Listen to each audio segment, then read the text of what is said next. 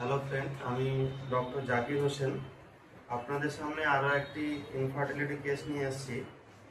Patient দীর্ঘ 6 বছর ধরে বাচ্চা নেওয়ার চেষ্টা করছিল, কিন্তু বাচ্চা কনসিভ করতে পারেনি। আমার কাছে আসে বিভিন্ন ডাক্তার দেখিয়ে, তারপরে একবারের ওষুধেই তারা বাচ্চা কনসিভ করেছে। তো আমি চাই পেশেন্ট কিছু বলুক। বলো তুমি।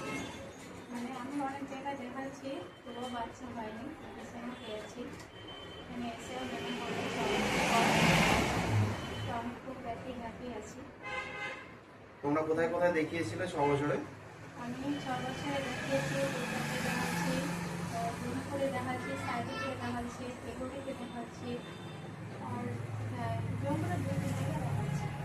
এখানে কতদিন হলো তোমাকে দেখানো? এখানে আমি 1 মাসেই আমার 1 মাসই বাচ্চা হয়ে গেছে। তো সবার উদ্দেশ্যে কি বলবে?